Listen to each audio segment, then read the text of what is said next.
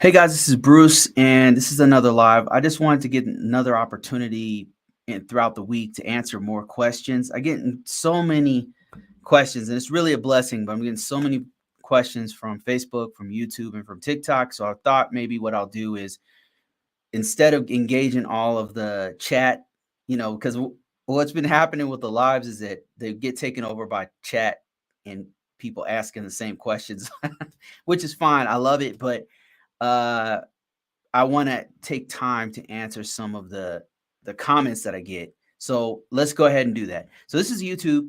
I'm gonna answer 3 or 4 questions related to working, I think, to jobs, cybersecurity jobs in particular. So this one coming from Big Brother in Life, he says, his question is, glad to claim across your channel. Um, is it possible to work 2 GRC jobs, 2 remote GRC jobs? And yes, it is possible. I've done this before. I don't recommend that people do this. And the reason why is because it's just very stressful. It's better to just find one really good job, because when you have 2 jobs, you have to worry about things like conflict of interest and legal issues, making sure that you're not working for a company, a competing company, things like that. Not to say that you would do that, but you just gotta be careful. So if you're interested in actually knowing how to do this, I actually wrote a book where I explain this, like how I did it and everything. Go to ConvoCourses.net and you'll find a site. You'll find, actually, let me just show you the site that you'll find. You'll find this site right here. And what you want to do is go to resume, and then my book is right here. You can always find this on Amazon, on Barnes and Noble, on most major outlets. But the book is called Cybersecurity Jobs Work from Home, and it's only $6, $5, something like that.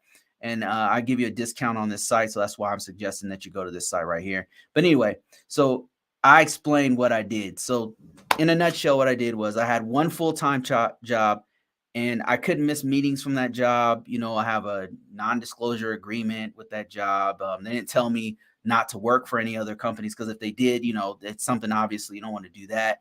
But so this job, right, is my full-time job, and all the meetings I got to meet them and everything. I can't just skip out and go do this other job. Another part-time job offered me a position while I'm applying for this full-time job. What happened was the full-time job was taking months. It literally took 3 months. I'm not even exaggerating. It took 3 months for them to actually get me in. They accepted I accepted their offer. They said, "Yep, you're hired," but we had to do a background check, and it's like got some kind of clearance. So it literally took like 3 weeks, 3 months rather. And I'm waiting there. In the meantime, I'm like, I'm not collecting a check anymore. I'm like, damn, what am I gonna do? I'm working my business and everything. My business is doing all right. It's making money, but I'm like, this is not enough. So I applied. Somebody actually contacted me because my resume was out there, and I was like, damn, I already got a job, and I already had an interview with this next group. I got to the second stage of interviews, and I was about to tell them, hey, I can't do this, but I figured I'll just go do the second stage of interviews. I did the interview and I got the job. They offered me a job immediately. And I'm like, damn, okay, I already have this job on my full time that I'm gonna take. And then there's a second one, and I'm like, which one do I take? The other one actually paid more, but it was a part-time job. I mean, it was not a part-time, it was a temporary job. It only lasted for like 3-4 months. So I'm like, man, what do I do? So I'm like, okay, I'm still waiting for this job. I haven't actually been on a payroll yet. I'm still waiting. They're still processing my documentation. They haven't even sent me a computer or anything yet. So I said, you know what, I'll just go ahead and take it. And I told them, hey guys, like, I can take this job, but I already got accepted at this. I was very upfront with them. I said, actually, I told them, like, I can't take the job because I already had this job. I was being very, very upfront and honest with them. And these guys needed somebody so bad. They said, look, is there anything you can do? Can we pay you more? Can you come in? Like, is there anything you can do? I said, okay. I said, well, would you be willing to allow me to work half that time, part-time? And they said, yep, sure. So I started working part-time there. And since I was still waiting for the full-time job to start, I'm already working, right? So here I am working this part-time, not part-time, but job, but is a temporary job. And that one starts, I'm working there for like 3 weeks. And then the other job kicks off, the full-time job kicks off. And I'm like, damn, now I got 2 freaking jobs, right? I had done this before and I don't like doing 2 jobs. So I have a full-time job and they're sending me a laptop and going all this training and all this stuff. And then I told the part-time job, hey guys, like my job just started. I might have to miss some of the other meetings and stuff. Like, and they say, okay, that's cool. Just can you be at this meeting, that meeting? We need this document done. Can you do this? I said, yep, I'll do all that stuff, but I have a full-time job. I just let them know. So the part-time job, I let them know, hey, because that was temporary. I said, listen, I already have a job. I can work for you guys upwards of 20 hours a week. Is that okay? They said, yes. And this other job, I'm still going to training, going to like, new hire orientation, all that kind of stuff. I'm not even started yet, right? I don't even know the codes to put into the timesheet yet. And we're still going through this. And that lasted like 2 weeks. I'm like, man, what is going on with these guys? In the meantime, I already have a part-time job. So I'm working both jobs at the same time. And you got to know, like, it's when you actually have them both going full throttle, it is stressful. So that's what happened. This job, finally, I'm through orientation. They sent me my laptop. Now they're sending me work. This other job is, I'm already in the middle of it. We have this project that's due in 1 month. So now the time for getting things done is faster. I'm getting more and more meetings. And then these guys are like, hey, can you be in this meeting? Now the meetings are starting to conflict. And I'm having to like schedule different meetings. It's ridiculous. And I hate doing that. So I would not recommend doing it. Luckily, this part-time job, it shut down. The contract ended, and that was the end of it. And then this one started, like, really, the work just like went 100. It was at 70%. It went to 110%. So I just don't recommend it. It's just very stressful. Is there more money? I mean, absolutely, it's way more money. There is a site I'd like to show you guys that I heard about. It's called Overemployed. Overemployed.com. What is it called? Yeah, overemployed.com. Here it is right here. Let me show you. So if you're interested in doing 2 jobs at once, 2 remote jobs at once, you go to this site. And I guess they have some pointers and working remote jobs and newsletters on how to do it and all that kind of stuff. So a lot of people, unfortunately, having to do this. It's just unfortunate, I think, that people are having to do this kind of thing where you shouldn't have to take 2 jobs. I mean, it's just gotten a little bit ridiculous, in my opinion, that people feel the need to do this. But if you do want to do it, you can do it. I've done it before a couple times. I don't recommend it. It's very, very stressful.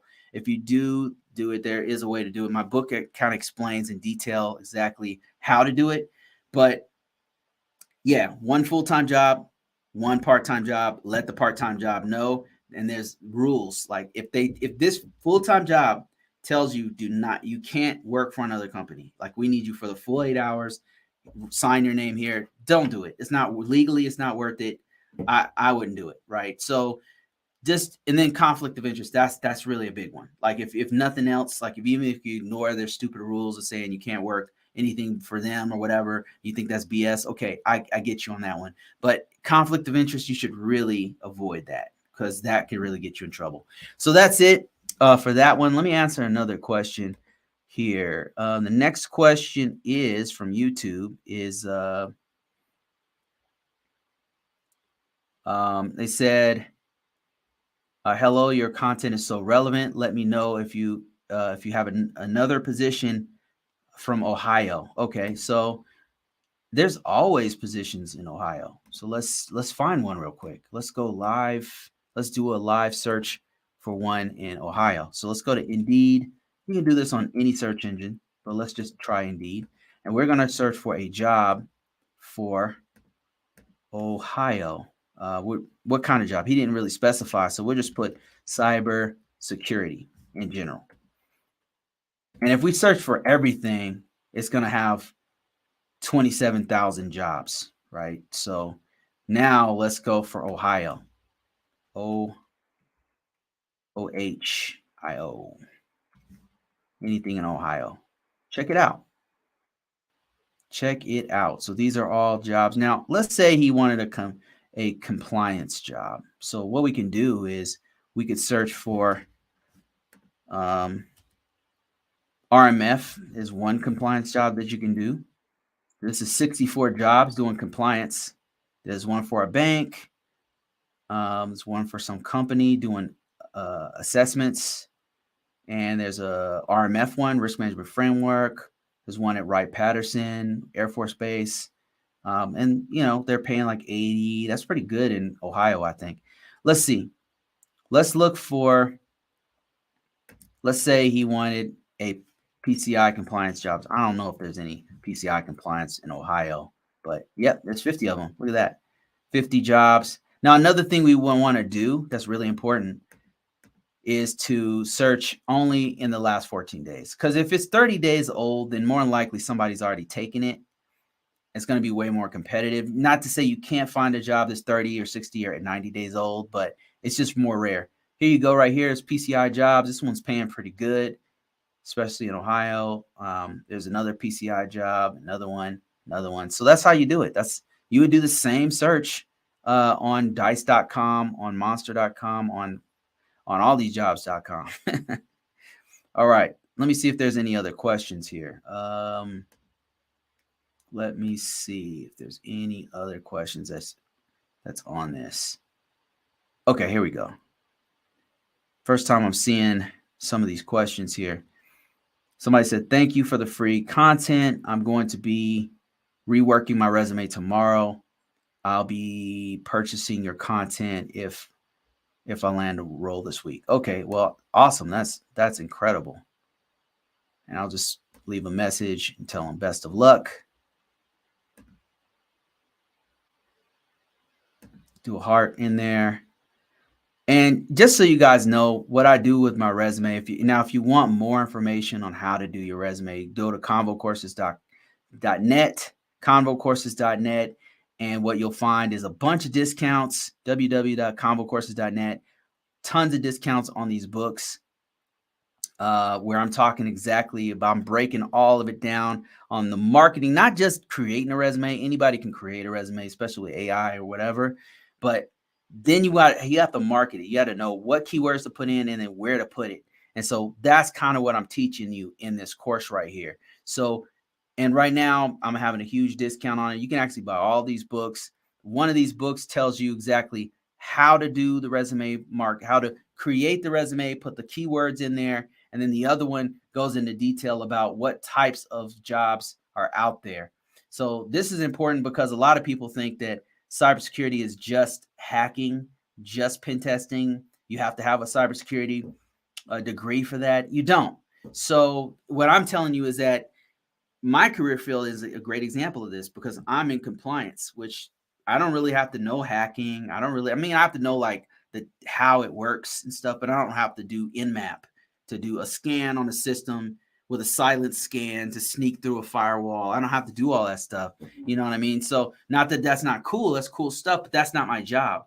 So that's what I do is compliance, which is making sure the organization has documentation in place, making sure that our security controls are implemented and they're reviewed once a year or once a quarter or whatever the case may be.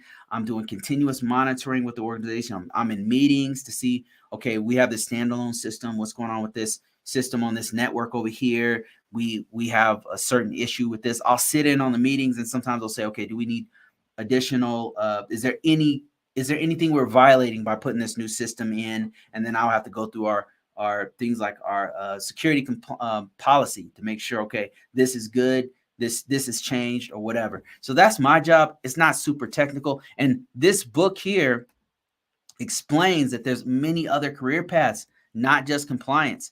There's jobs like project management, which is not directly cybersecurity specifically, but we need project managers in order to help manage some of these huge and medium-sized systems that have all of these different teams putting all these different components together. So if you're interested in learning more about how to put a resume together, how to get in this career field, that's exactly what I'm talking about in these books. Go to ConvoCourses.net and go ahead and check out those books. You can also go to, if you love to shop at Amazon, it's on Amazon. If you have an Apple account, it's on Apple, I believe. And then also it's on Barnes & Noble. So just go out there and look for cybersecurity jobs, Bruce Brown, and you'll find the book. So let me see if there's any other questions I can ask that's related to jobs. Let me see. We're answering questions on this. I'm focusing today on just answering questions because I've been kind of neglecting my people in the questions, and I want to get back to my roots, which is people's comments and interacting with people. Somebody said, I am currently active duty. Any chance I could ask you some questions about crypto training and future decisions? Yes. When you guys have questions like this, the best place to contact me is definitely during lives, not this live, but I do a live every Saturday at 1 p.m. Mountain Standard Time. And on that live, when you ask me that, I go into great detail about specific questions. I haven't done any one-on-ones or anything.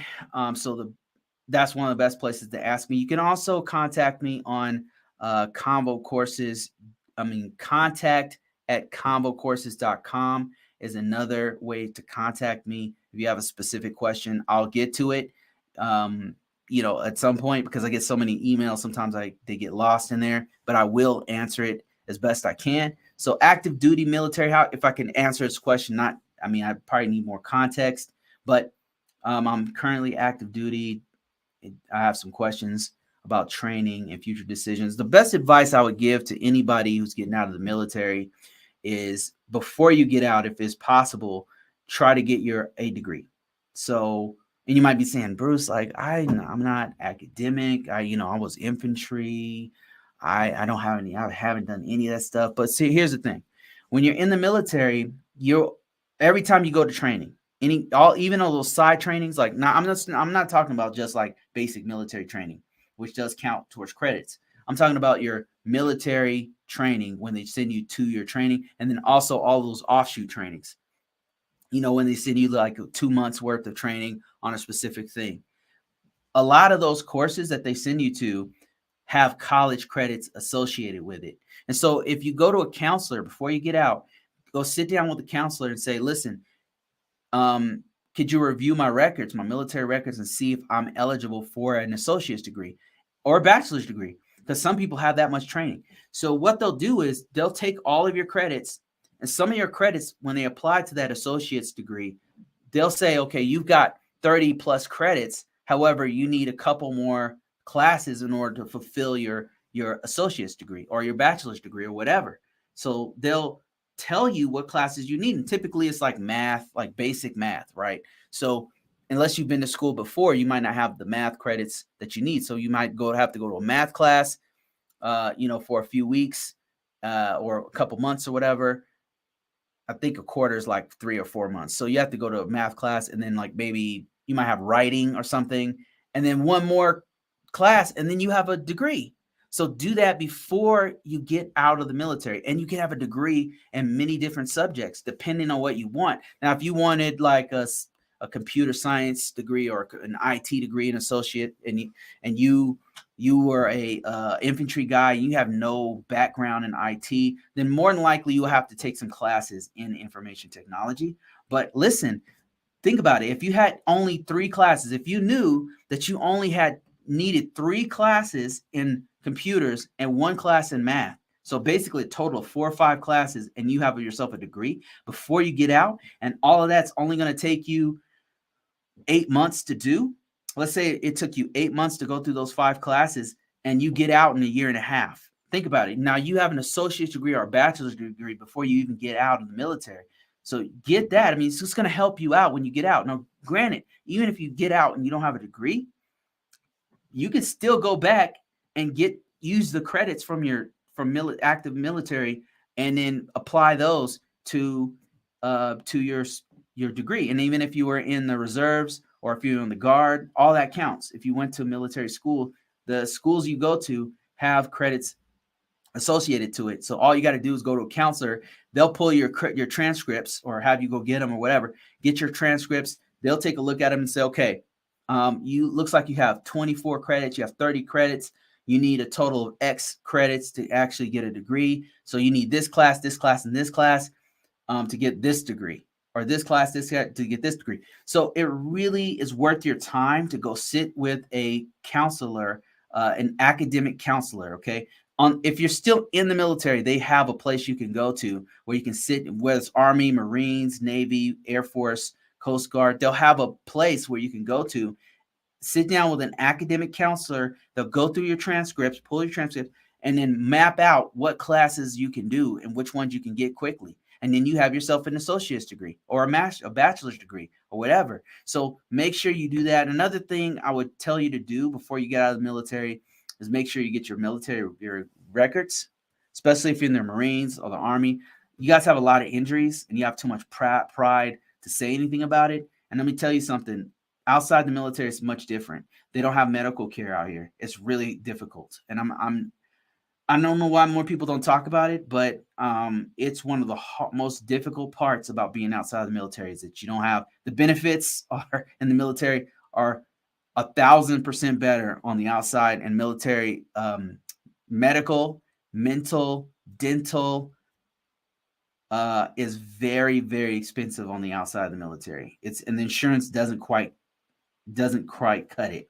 So make sure you collect all your medical records before you get out, because the military will completely ignore any injuries you have. I mean, unless you speak up and tell them, hey, I got this injury. You know, I have a loss of hearing because I was shooting. I was in the military. My first 5 years, I was shooting weapons. I was weapons training all the time. It took a toll on my hearing.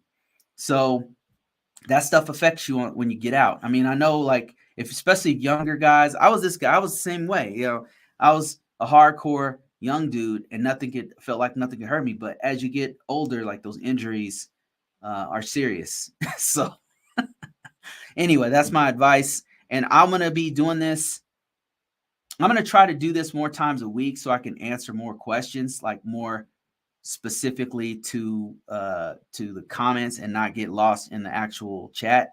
So and then the chat, if you like want to talk to me one-on-one on the chats, when I have the chat open and I'm looking at the chat and everything, I will go ahead and answer those on Saturdays, 1 p.m. East Mountain Standard Time, and at 1 o'clock. And then I'll also try to do more lives with chats in the middle of the week. So we'll do more. All right, guys, that's it for this one. Thank you guys so much. Check out ConvoCourses.com, ConvoCourses.net, and tons of free downloadables. Check out my books. See you guys.